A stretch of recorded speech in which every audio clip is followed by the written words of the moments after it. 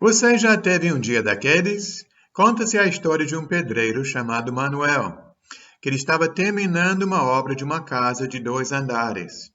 Havia uma carretilha em cima da casa, que ele estava usando uma corda. Ele puxou uma caçamba lá para cima, amarrou a corda numa árvore lá embaixo, perto do chão.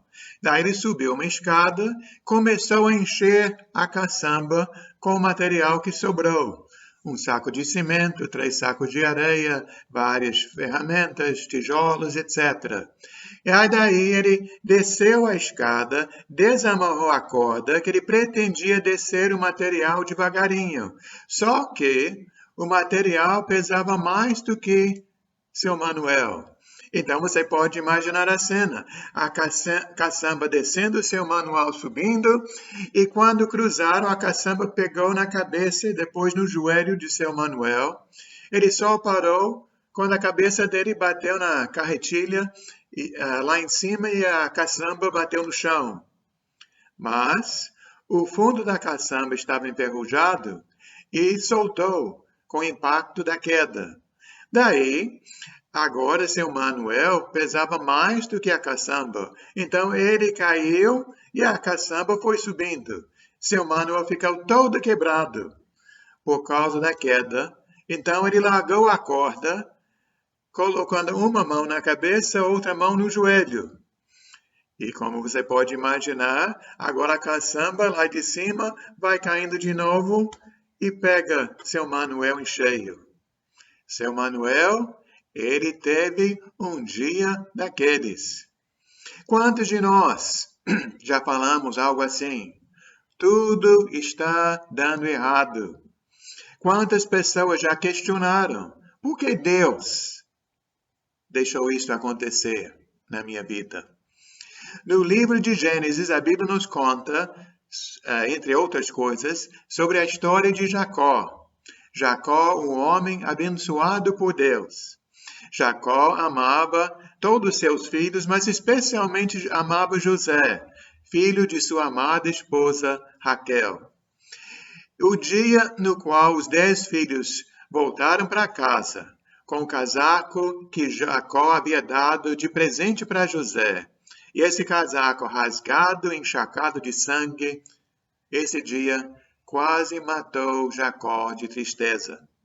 Como é que este pai poderia continuar vivendo com a morte de seu filho amado?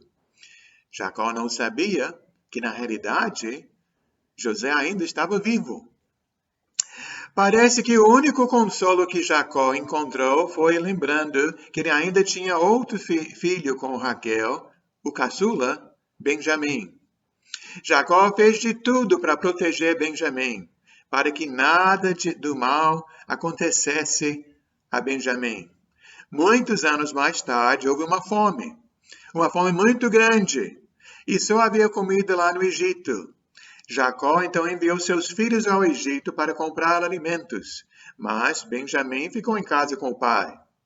Simeão, um dos filhos mais velhos, foi obrigado a ficar no Egito, e o responsável lá no Egito disse que ele não daria mais alimentos para Jacó, a família dele, a não ser que o caçula fosse também na próxima vez.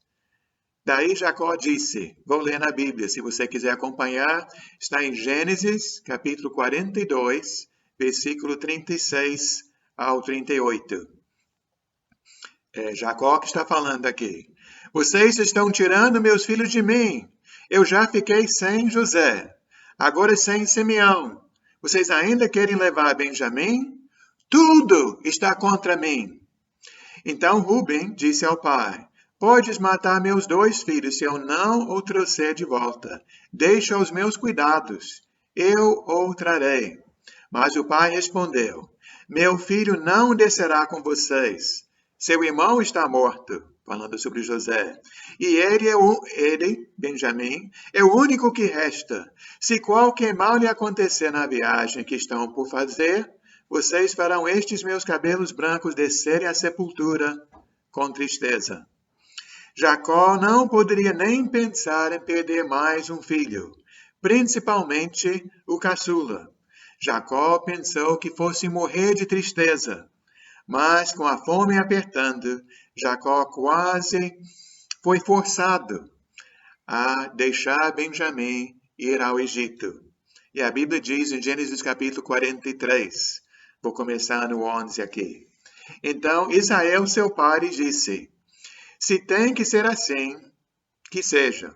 Coloque alguns dos melhores produtos da nossa terra na bagagem e leve-nos como presente ao tal homem.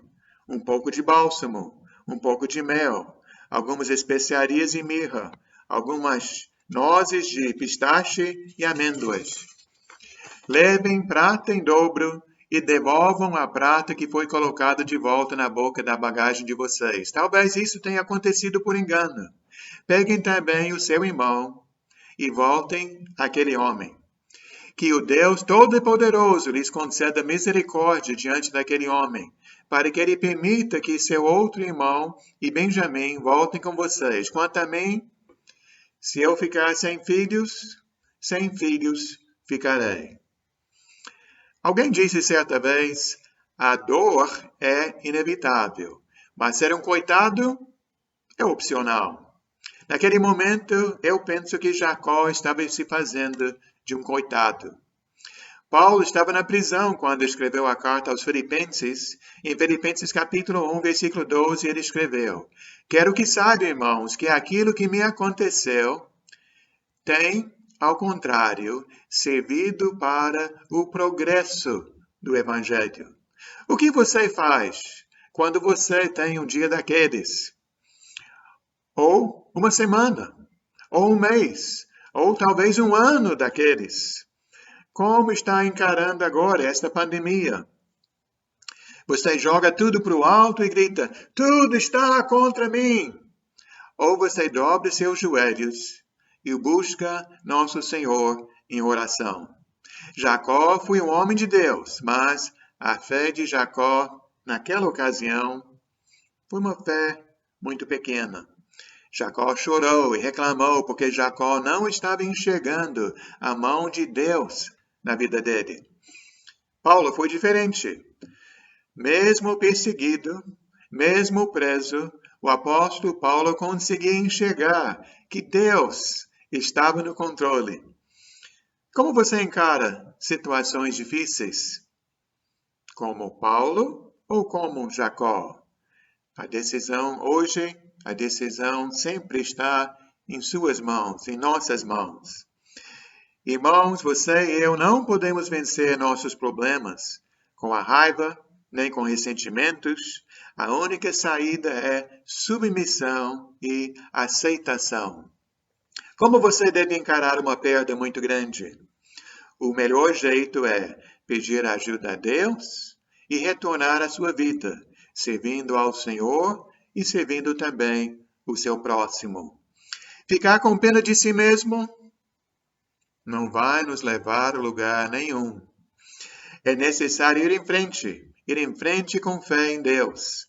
Quando você para de olhar para seu problema e começa a ajudar o seu próximo com o problema dele, sem dúvida seu problema vai diminuir de tamanho. A pessoa que vive se queixando é uma pessoa egoísta. Só vê seus próprios problemas e seu egoísmo o afasta de Deus. Jacó disse, tudo está contra mim. Mas Jacó mal sabia que Deus tinha tudo sob controle, que Deus estava preparando uma surpresa maravilhosa para Jacó. Meu irmão, minha irmã, como está a sua fé? Sua fé já fracassou? Vamos em frente. Lembre-se, Deus está no controle. Precisamos encarar o mundo com a fé que Paulo teve quando escreveu em 2 Coríntios, capítulo 4. Vou começar no 16. Por isso nós não desanimamos. Embora exteriormente estejamos a desgastar-nos, interiormente estamos sendo renovados dia após dia, pois os nossos sofrimentos leves e momentâneos estão produzindo para nós uma glória eterna que pesa mais do que todos eles. Assim, fixamos os olhos, não naquilo que se vê, mas no que não se vê. Pois o que se vê é transitório, mas o que não se vê é eterno. Irmãos e amigos, você e eu precisamos de olhos espirituais para ver além dos problemas, para enxergarmos as coisas eternas. Jacó não conhecia Jesus.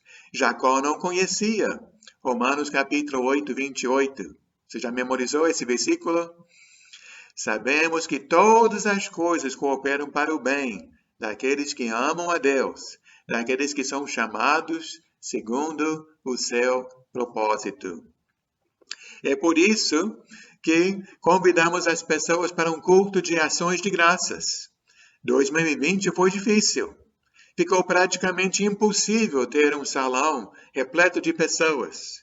2021 também nos trouxe muitos problemas, dores, dificuldades. Mas todos nós precisamos parar, pensar, refletir sobre os livramentos que Deus nos deu e sobre as coisas boas que recebemos da mão divina. Você e eu estamos aqui hoje, andando, respirando sem ajuda de aparelho. Deus colocou comida na nossa mesa e eu dou graças a Deus por todos os meus irmãos, todos os meus amigos. Sou grato por minha família. Sou grato por cada alegria que o Senhor já me proporcionou. Quando Jacó disse, tudo está contra mim, ele mal sabia que ele iria ver Benjamim de novo, e ele também teria um encontro com seu amado filho José, que ainda estava vivo. Aquele que Jacó pensou que tinha sido morto tantos anos atrás. Quando Jacó soube desta verdade, ele mal poderia acreditar. Está escrito em Gênesis capítulo 45, do 25 ao 28. Eles saíram do Egito, quando chegaram em Canaã, foram à casa de Jacó, seu pai. Então lhe disseram, José está vivo! Ele é o governador de todo o Egito. Jacó quase desmaiou e não podia acreditar. Porém, quando lhe contaram tudo que José tinha dito, e quando viu as carretas que havia mandado para levá-lo para o Egito, Jacó ficou muito animado e disse, chega, o meu filho José ainda está vivo, quero vê-lo antes de morrer. Que alegria naquele dia, não é? Eu e você não devemos ficarmos ali lamentando. Ai de mim, coitado de mim, precisamos levantar com fé em Deus, caminhar com Deus, superando todo ódio, superando toda mágoa. Nós precisamos confiar em Deus, como Paulo confiava. Nós não devemos lamentar e gritar, tudo está contra mim. Temos que afirmar que apesar das dificuldades, que nós acreditamos no Deus do impossível, no Deus que tudo pode. Mesmo quando Paulo estava encarando a morte, em sua última carta, a segunda carta a Timóteo, lá em 2 Timóteo, capítulo 4, do 6 a 8, ele disse, quanto a mim estou sendo já oferecido por libação, o tempo da minha partida é chegado. Combati o bom combate, completei a carreira, guardei a fé. Já agora a coroa da justiça me está guardada, a qual o Senhor, o reto juiz, me dará naquele dia. Não somente a mim, mas também a todos quantos amam a sua vinda. Ele continua no versículo 17 e 18. O Senhor me assistiu, me revestiu de forças, para que por meu intermédio a pregação fosse plenamente cumprida, e todos os gentios a ouvissem. E eu fui libertado da boca do leão. O Senhor me livrará também de toda obra maligna, e me levará salvo para o seu reino celeste. A Ele, glória pelos séculos dos séculos. Amém. Você e eu também podemos e devemos confiar no Senhor. Através do profeta Abacuque, nosso Pai Eterno declarou o seguinte, capítulo 2, versículo 3. O tempo certo vai chegar logo, portanto, espere, ainda que pareça demorar, pois a visão virá no momento exato. E no capítulo 3 de Abacuque, do 17 a 19, tem essas palavras muito lindas e fortes. Mesmo não florescendo a figueira, e não havendo uvas nas videiras, mesmo falhando a safra de azeitonas, não havendo produção de alimento nas lavouras, nem ovelhas no curral, nem bois nos estábulos, ainda assim eu exultarei no Senhor, me alegrarei no Deus da minha salvação. O Senhor, o soberano, é minha força. Ele faz os meus pés como os do servo, faz-me andar em lugares altos. A Bíblia é palavra de Deus. Nosso Deus sempre fala a verdade. A Bíblia não esconde as dificuldades. Todos nós vamos enfrentar dias negros, ventos contrários, várias dores. Ou você vai morrer muito novo, ou você vai ficar velho. E todos nós que vivemos alguns anos, vamos perder pessoas queridas, pessoas que a gente ama. E a dor será muito difícil. Mas em todos esses momentos de lutas e desafios, nós temos que orar. Colocar tudo aos pés de nosso Pai, nosso Senhor Jesus Cristo. Nem tudo é como parece, porque Deus pode transformar tudo em bênção quando nós pensamos que tudo está contra nós.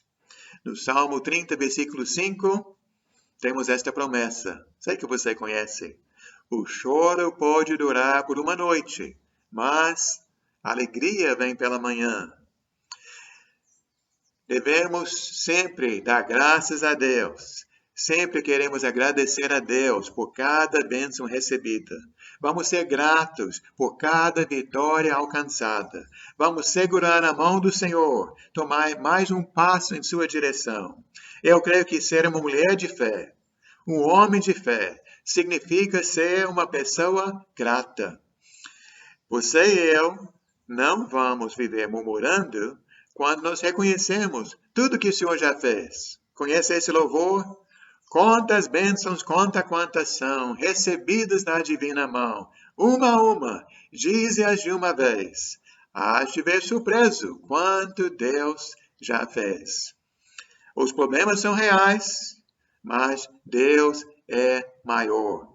Para todos que estão em Cristo, o fim será melhor do que o começo. Gostaria de ler de novo aquela passagem em Abacuque capítulo 3. Mesmo não florescendo a figueira, e não havendo uvas nas videiras, mesmo falhando a safra de azeitonas, não havendo produção de alimentos nas lavouras, nem ovelhas no curral, nem bois nos estábulos, ainda assim, eu exultarei no Senhor, me alegrarei no Senhor da minha salvação. Vamos olhar e reconhecer todas as coisas boas que nós recebemos da mão de nosso Pai.